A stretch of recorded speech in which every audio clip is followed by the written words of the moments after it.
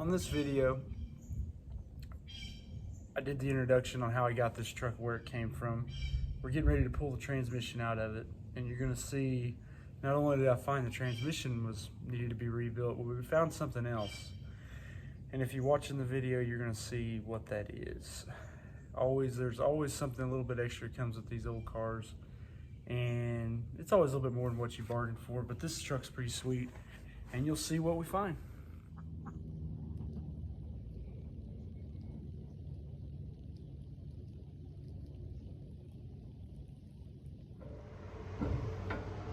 I wonder if that's a slop in the floating axles, because it seems like that's the backlash on the pinion and rear.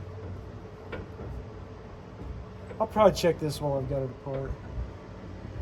This seems like an awful lot. Yeah, I don't know about that. All right. We're taking the torque converter bolts loose this time.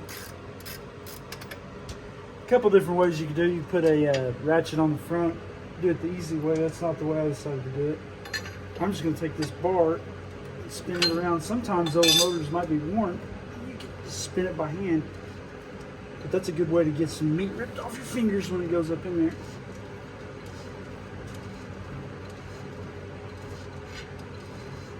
It's a compression stroke there. And we have our approved crowbar here for woodwork.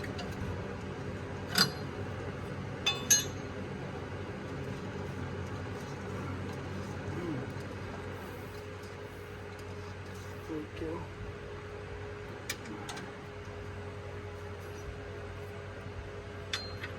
And I like to use something with a bend on it. That way you can put it in the teeth of the flywheel and let it rest against the bell housing. And you've got something to back it up with. Because it's kind of hard sometimes with two people holding and trying to get it all right.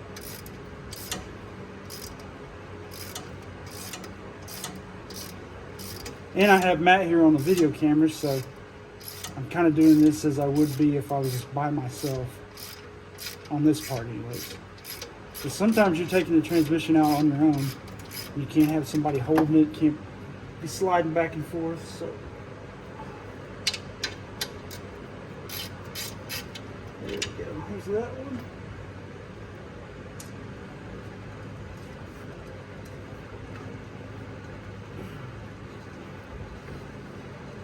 Get some compression there.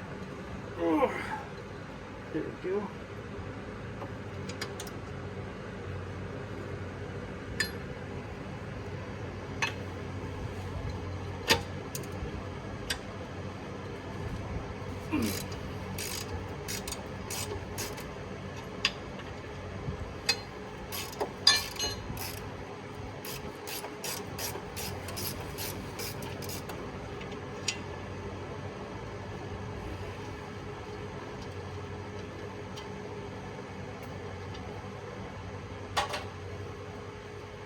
Okay, 3 bolts and we got that one loose.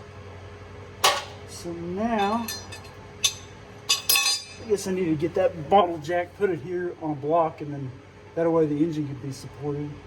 We'll take this cross member out, the speedo cable, that TPS switch, the shifter, and then lower it down and get these lines, and then get the bell housing, and then we'll just have to wrestle this out of here. So, on to the next part.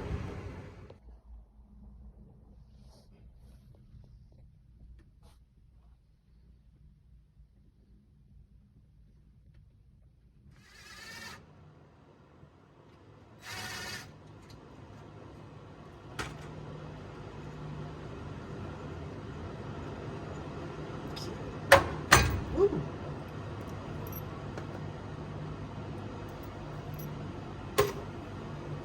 Okay, let's see what size that one there. It's a 5/8.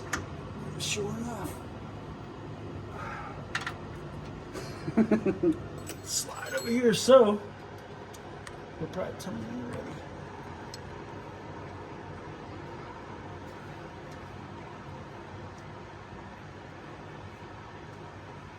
So maybe there could be a key or something in it. But I don't know, that's kind of weird. What are you doing? Taking that little throttle position sensor dealie out. I don't know the exact name for it. That's probably not the right thing to crack it. But it acts like this plug should come off. I thought it just plugged on there. That bad boy is solid, man. I don't know, we may wait till we get the transmission lowered down. I can see it a little bit, but it looks like he had a butt splice connector on it. So they may have cut it. Let me see if there's a wire that'll come off of it up there. So yeah, it may need to come with the transmission, I don't know. I might cut that wire and then just re-splice it. Yep. So how many times has anybody pulled a transmission or pulled the engine and trans out together and they end up just making an absolute mess on the floor, pouring all the transmission fluid out of it? Well, if you're like me and you hate messes, I've tried to figure out how I'm going to come up with an idea, and I came up. I have a 400 turbo yoke that fits in like the 4080, all that kind of stuff, but I also have a turbo 350 one that fits in like the 4060, 700R4, all that. And what I do is, it's just an extra yoke that I've got. I take it, I put it in the end, slide it in, and that way, when you take it out, you won't pour all the contents of the transmission out the back. So if you want to look up in there, it's just a yoke. Get it sideways where it don't catch on nothing, and that way it's almost like it thinks it has a drive shaft in it, but that way I just cannot stand making a mess for no reason, you know. It's inevitable. You will make a mess at some point, but if you can keep from it, that's the best way. So that's my tip on how I do it. I just got a yoke for each style of transmission. Slide in there and that'll stop the leaks. So okay, yeah, I'm just unplugging that sensor on the transmission. Yeah, it looks like he just cut it and spliced it, but I'm gonna try to unplug it. Come on. These little plugs are hard sometimes. Should have brought that little screwdriver with me. Yeah. Hey, can you grab that screwdriver underneath? The thing about working on these trucks too, you got like 15 feet to get up in there to get it. There we go. Come on. There we go. Anytime. All right, now let's lower it down. Now the floor jack's got it, so we'll get the speedo cable. Oh, let's get it by hand. Probably slide that little pan over here because it's going to leak.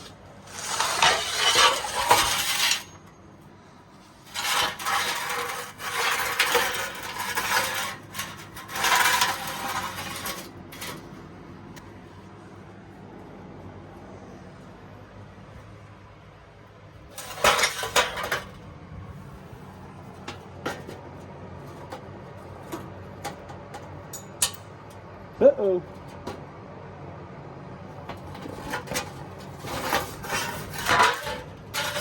Put these over here. All right, that's done. We'll get our lines and our bell housing next. We should be good to go.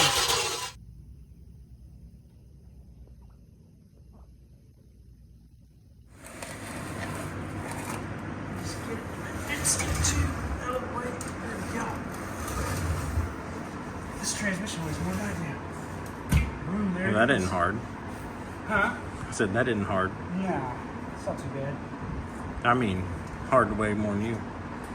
Oh, yeah. So, yeah, it's ready to roll to the rebuilder. Yeah, it looks like they silicone this one. That's supposed to be a rubber, oh, what do they call it, rubber grommet or whatever. So whoever did this, I don't know, man. There's probably a reason it didn't work. We will see. Yeah. Oh, this thing still got the points and stuff in it. It's also neat that I'm going to be putting an HEI in here. So really, you can mess with them, they're not bad, but I just don't. Anytime it gets moist, I'll tell you a good story that I did with this truck. When I first got it, I was like, man, I am going to wash this engine and clean it up and all that good stuff. Well, on the side of that distributor on points, you got a window that you can look in there and see, you know. Well, man, I degreased this motor and sprayed it off, and I was so happy I got a bunch of it, because it had a lot of oil on it. Sprayed it off, man. I couldn't get it started at the car wash. Barely got this thing to run after I let it dry out some. And I told my wife, I was like, yeah, I'll be home in like 30 minutes, and we'll go out to dinner and stuff. And she's ready to roll. This truck was not after I got it all wet. So I had to wait while I finally got it to run, and it was missing and sputtering and cracking and popping and stuff. Well, the speedo wasn't working very well, so on my phone I downloaded the satellite app, you know, that tells you your speed. So I always had that like kind of hanging out up there, you know, while I was driving. So man, I got out on the highway, dude, and this thing just, I couldn't keep it running, it'd die. And then we got into where they were working on the highway, and it was down to one lane. And this thing, I just couldn't get it to run, so some people helped me push it off to the side. And I just sit there, and I was like, this is a bunch of BS. Because what it was, the inside of that points distributor was wet. So I finally waited, and I got it fired back up. And I mean, it's missing, it's sputtering, it's like a machine gun. And then finally I got it to where it would go. Well, then I got hung up in the traffic again, but I was able to get it started. I putted through before I got to downtown. Once I got the traffic started moving again, the truck started going. But it was just running bad. Well, it was getting better. The further I went, the better it got. Well, finally, when I got around downtown and got on Tisdale, I was getting real aggravated by then, man. Like, I am way past the time I was, you know, told my wife I'd be home. So, man, I dropped this thing down in second, man. It was like, and then I ran it up and drive, and then it started clearing out. Dude, I went like 65. And I was like, I wouldn't think it would have even went that fast. But, like, I mean, when I got off the highway, this thing was as smooth as it ever was, you know. But what happened is the distributor got wet. And, you know, I told myself, I'm going to put an HEI in there where I can clean this off and keep it clean and tidy and stuff. But I'm not saying points are bad, but that's just a little story of when I first got this truck and got it going. I had to learn about the points and getting them wet, so.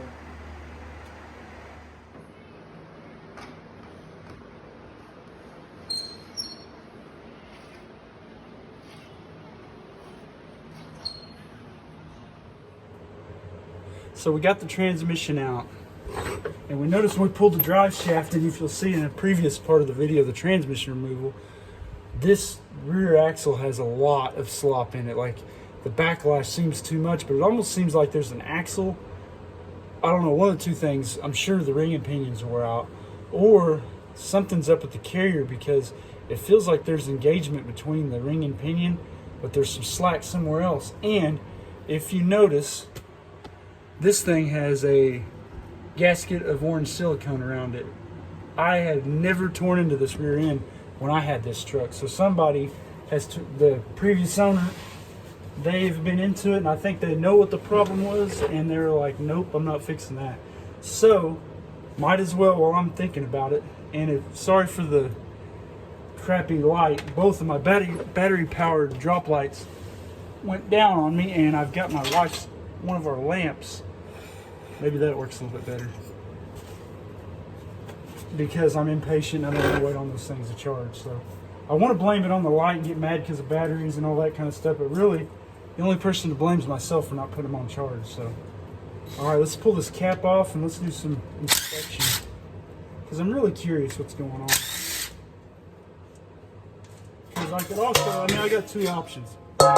If it's a ring and pinion, I can just give you ring and pinion for the Dana axle. Or I have a 14-bolt Chevrolet late model that has 342. So I could put a 14-bolt in here. And I kind of like the 14-bolt as opposed to this Dana axle, but really, I just like to get it to work. I don't really care one way or the other as long as it works. And whatever's most cost effective. So pull this cap. And I'm doing that because I don't want to get all that crud in the fluid, in case I decide I want to put it back in there. Okay, one more. Alright, so we got all the bolts out. I've already wiped this out and cleaned it as best I could,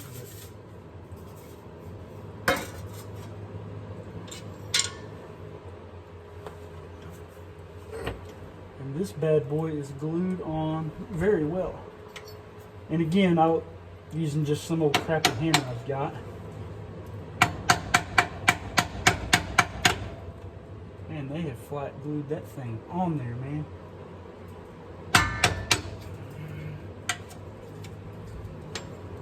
And I'm going to get crud falling in there anyway, so whatever.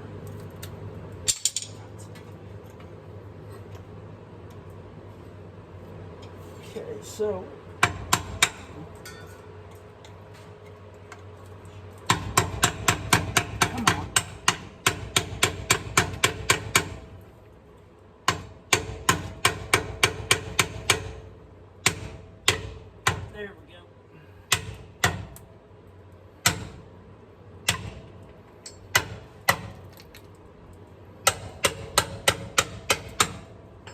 Yeah, that silicone works pretty good for a diff cover. There we go. Getting some leakage.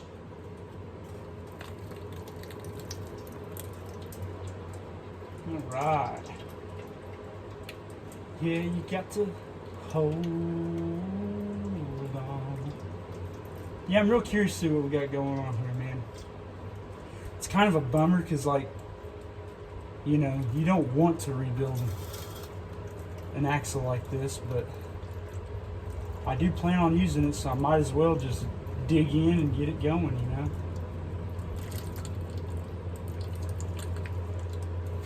Alright, let's go get that dude off there. Yeah, I'm real curious because I don't remember this thing having a bunch of slack in it when I was driving it. Like I said, I don't remember a lot, but something. Oh my God.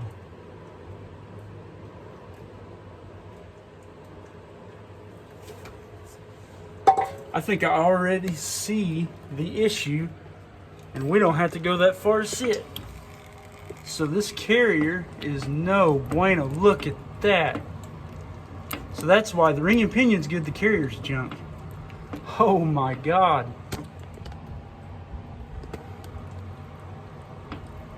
Yeah. So what happened, I actually had this happen on a 1990 Ford Bronco.